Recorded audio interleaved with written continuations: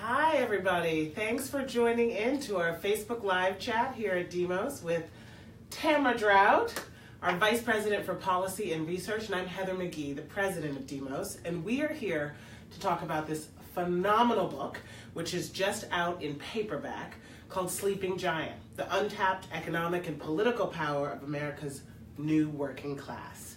Buy it today.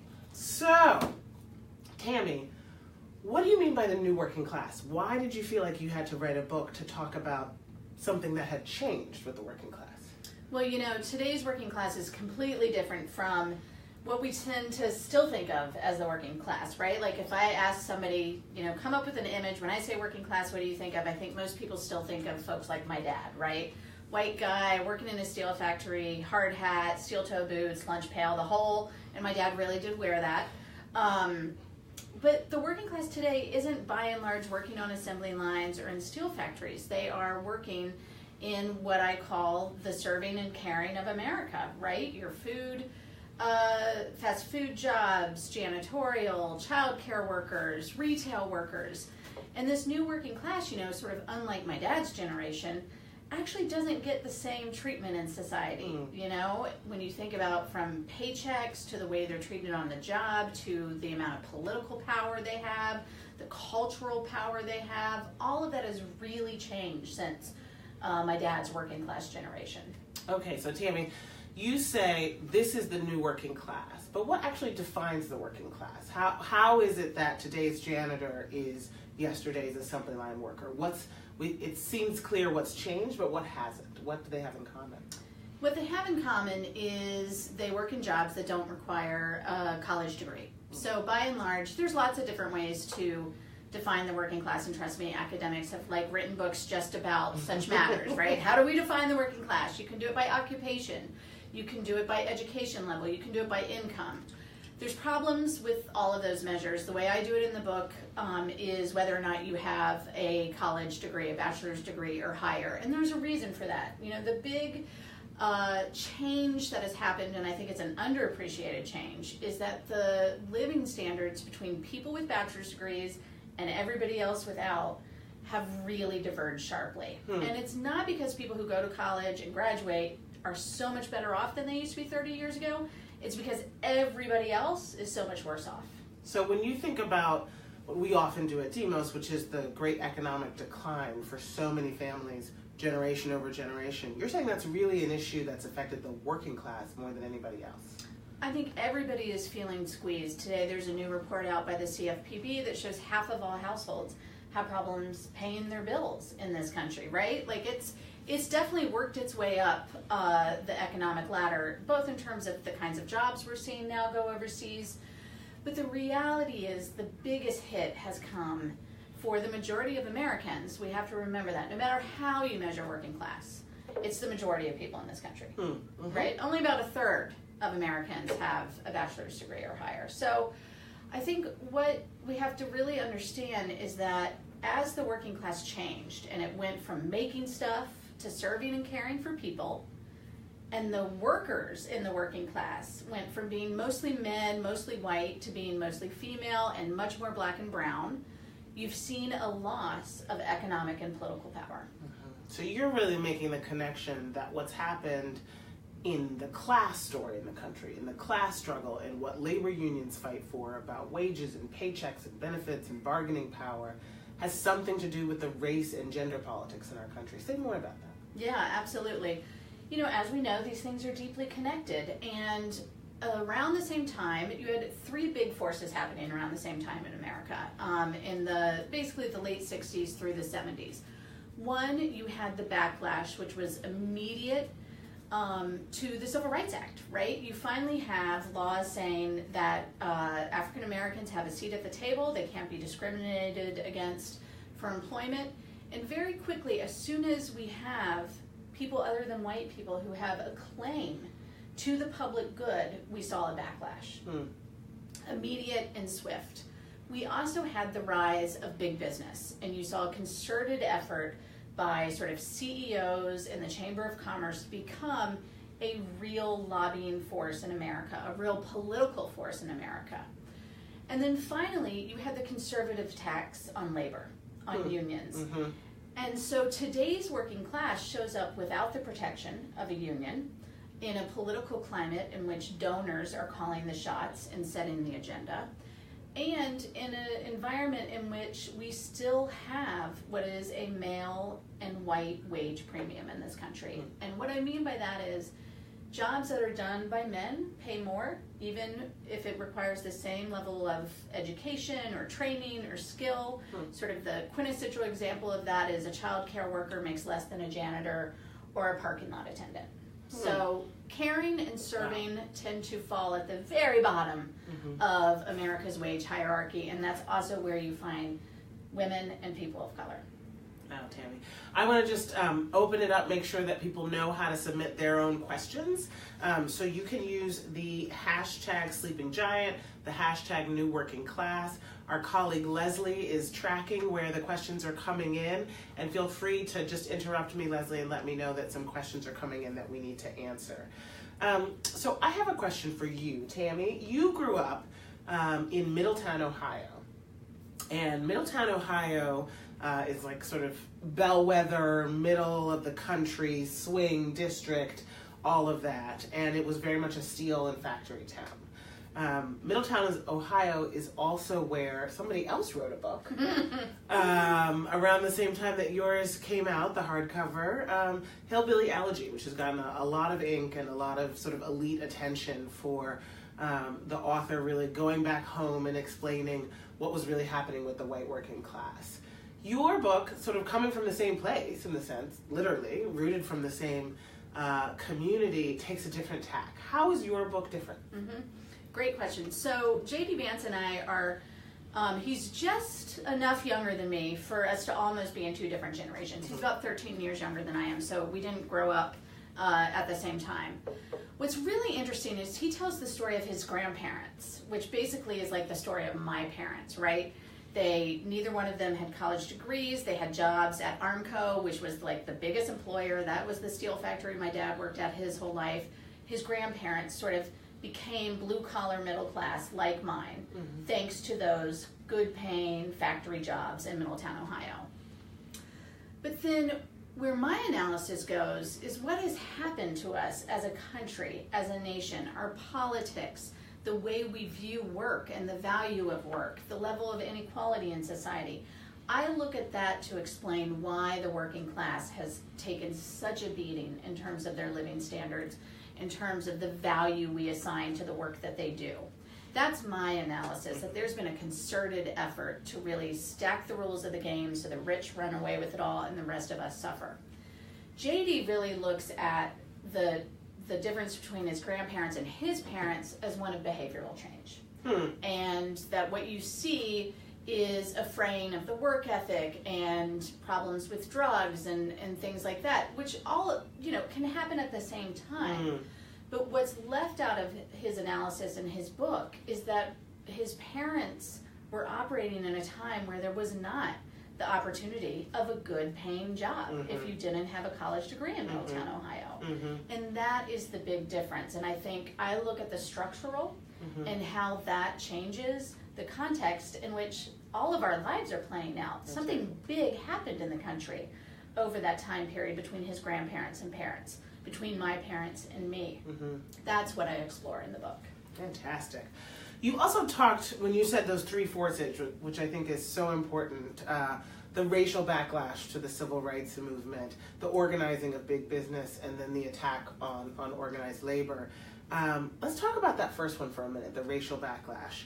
You say that after the Civil Rights Act, there was a political racial backlash. Where do we see signs of that? What do you mean? Great question. So, I want to give a hat tip, a shout out to Ian Haney Lopez's book, Dog Whistle Politics, which after you read mine, you should read his. So, what happened was we see a concerted effort by conservatives, mainly the Republican Party, to realize that they could do something fundamental, which was they could begin positioning government as only benefiting the others in society, people of color, as opposed to white people. And so it's known as the Southern Strategy. This is not a conspiracy theory. There are memos about it. There's been apologies issued by the RNC for this strategy. The strategy was deliberate, that they could undo the New Deal. Attacks on unions are part of this, the austerity agenda, the tax revolts that started in California, by really getting the working class to splinter along race lines and say that white people were supporting a government that was no longer helping them. It was helping people of color.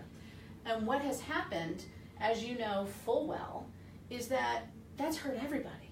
That's hurt the white working class, that's hurt the black working class, that's hurt the Latino working class, and I would argue it's hurt a lot of people in the middle class too. So it was a concerted effort to identify government with people of color and really fuel sort of, I think Mitt Romney summed it up, this idea that there are makers and there are takers. And they created a picture in which the takers were people of color and the makers were whites. So, speaking of that backlash, I do want to talk about what's new in this paperback version, because you wrote the hardcover before the 2016 election. And if I recall correctly, Donald Trump was very rarely mentioned in that version. So this is updated with that. We also have a question from a viewer that I want to get to. But first, so what's new? What do you take? What is the sleeping giant take on what happened in the 2016 election and the Trump phenomenon? Yeah. Well, you're right. Trump was mentioned once in the hardback. But what happened in 2016 is actually proves the thesis of my book, which is still true today. We're still having a conversation about the working class, but we're having a conversation about the white working class. And mostly we're having a conversation about white working class men. Donald Trump, ran on a promise that he was going to remember the forgotten guy, right? But let's be clear about who he meant. When you look at the trade policy, the things he is doing, he's not trying to figure out what's happening in the retail sector, which is shedding jobs, right? The working class that is sort of the epicenter of our debate is the white working class. So what's in the book is that analysis that, once again, we really need to update our idea and notions of the working class so that we can actually have the right discussion and the right policy solutions. And then the second thing is, unlike so many other analyses, I go into, this debate about whether it was economic anxiety or racial anxiety. And again, the data that I looked at show that indeed Trump voters were much more motivated by a sense of cultural loss, of white loss to their loss to their white identity, as opposed to economic issues. And it can't be said enough that if you look at the lowest income voters, which way did they go? They voted for Clinton overwhelmingly, not Donald Trump. His voters were, by and large, higher income than were Clinton's. So it goes into that train, the debate we're still having, and then it updates all of the trends and statistics, the wage trends, the kinds of jobs the new working class is doing today, all of those things. Great. All right, so we have a question from Javier Benavides, who asks, what about a long-term organizing strategy that isn't just based on election cycles? I think one of the great parts of your book, Tammy, is you really highlight some of the transformative organizing that's happening among the new working class. That is a big good news piece. You see on the cover, there's a crowd of people. On the hardback cover, there was a sort of picket lines. This is actually a story about a giant that has been sleeping but is awakening. So tell us a little bit about those kinds of organizing that's not about a candidate, but that's actually about people's lives. Absolutely, and it's a great question, Javier, and it's actually the thing that actually makes me optimistic, that we are actually going to turn a corner in this society and make sure that all of us can live in dignity. So I cut a whole chapter of the book is dedicated to organizing that is happening across the country. We all know, I hope, the big national movements that are really being led by and for working class people. Fight for 15, Black Lives Matter, the Dreamers, right? We're seeing a surge of sort of new activism that I've never seen in my lifetime.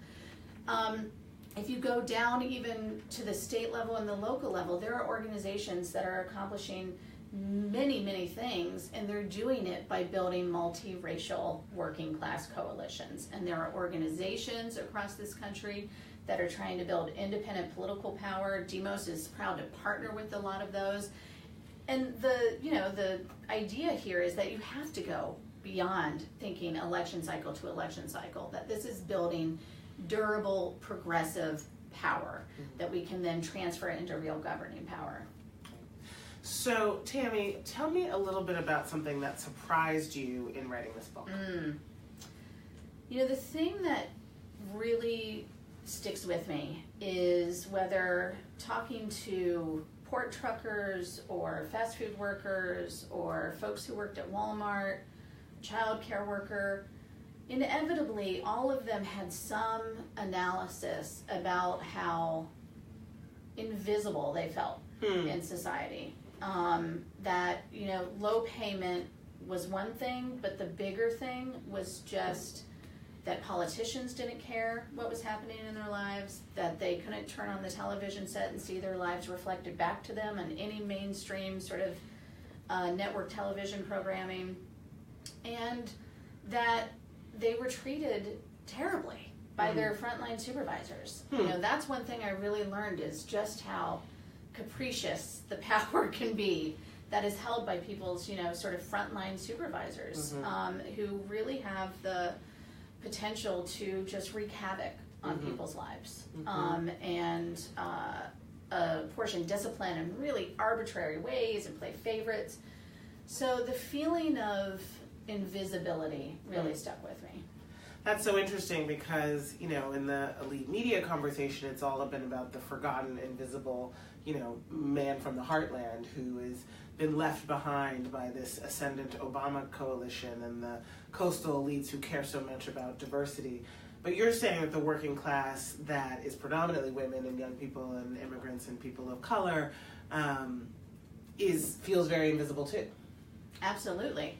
I think that's the thing. The one thing the working class actually shares is this feeling that all of them, people who punch into a clock every day, who get paid by the hour, who often wear uniforms to work, feel like we as a society don't value the work they do, that their needs aren't centered in our political debate. And all of that is true, right? And so we're finally having a conversation about the forgotten man, and we need to broaden that out to the forgotten people in this country. And that is especially true for immigrants and people of color and women toiling at the very low wage of our labor markets.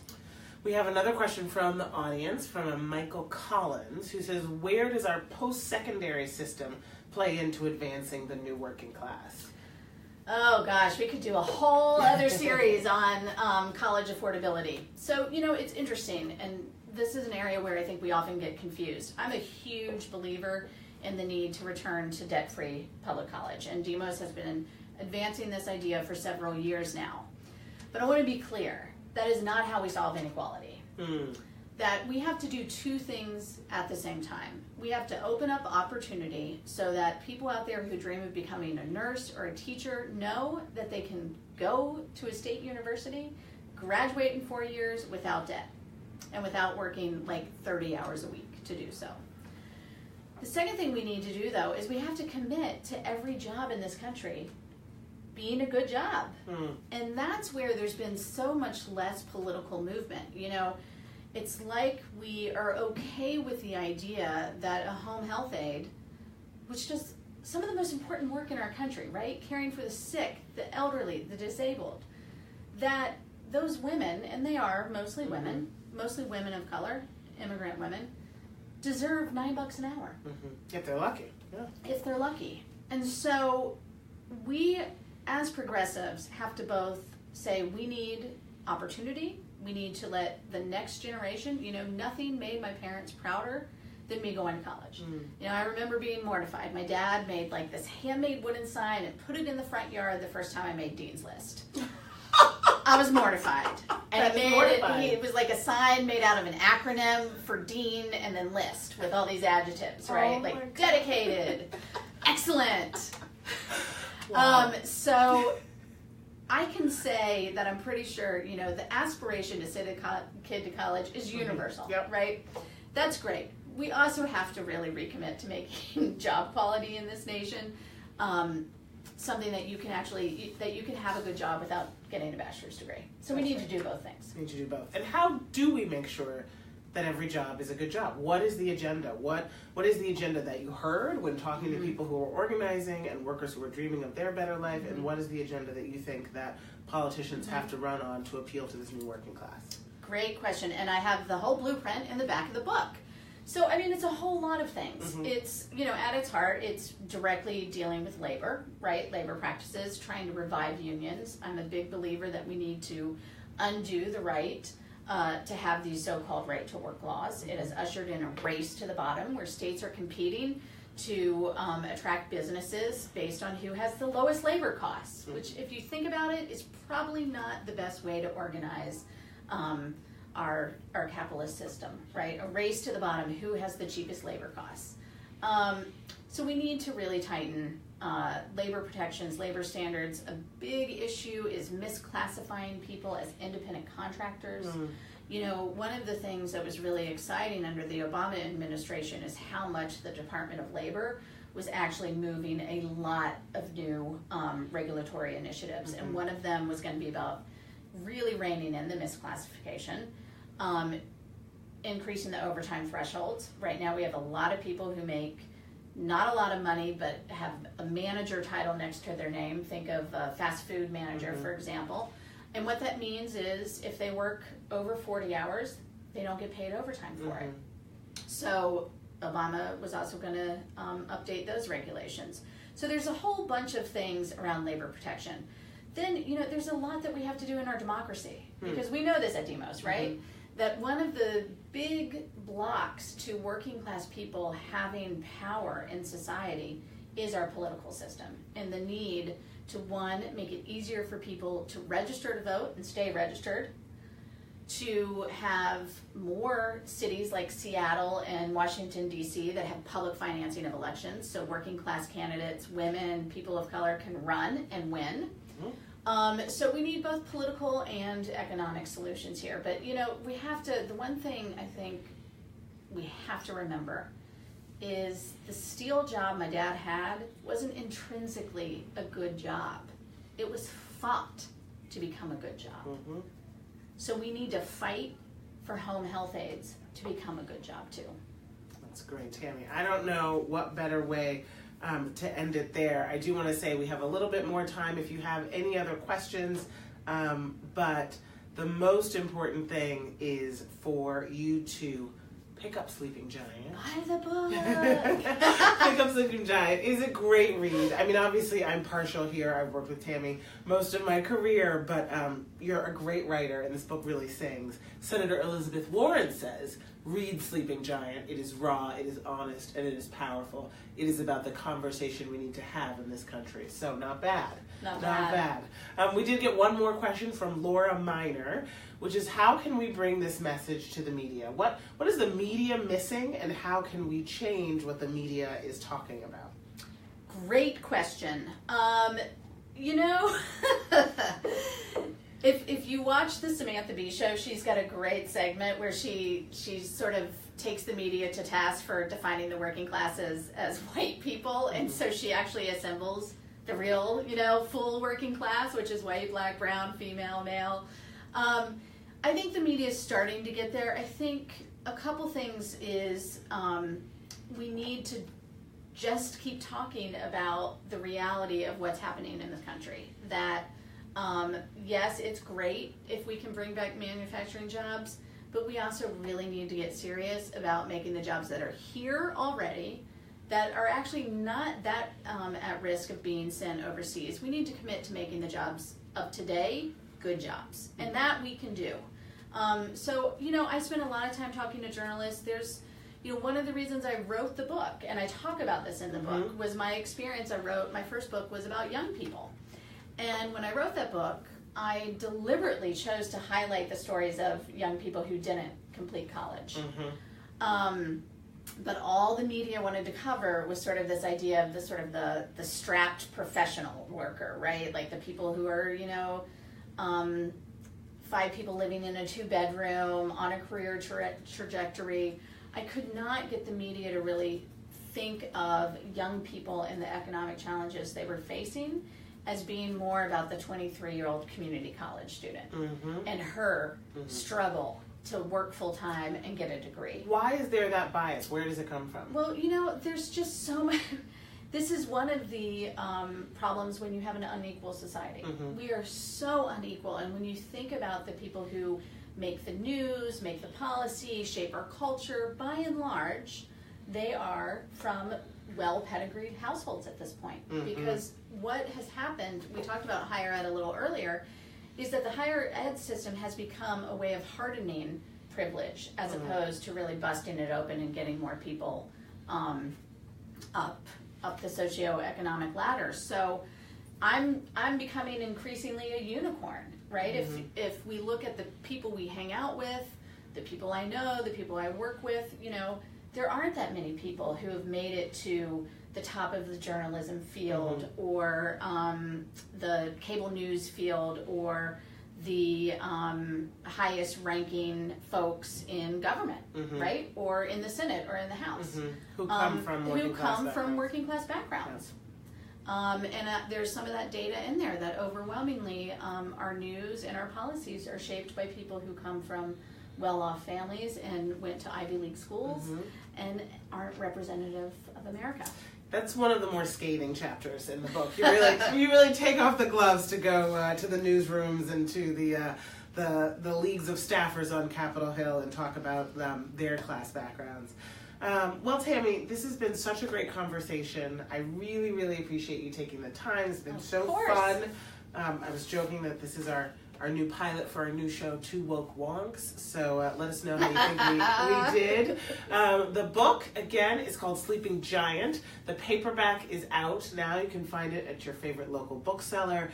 It's revised and updated with a new preface with a lot of fresh data, really jaw-dropping facts and stories after the 2006 election. So, as always, follow Tamara Drought, follow me, follow Demos and Demos Action on Twitter and Facebook. Thanks so much. Thanks.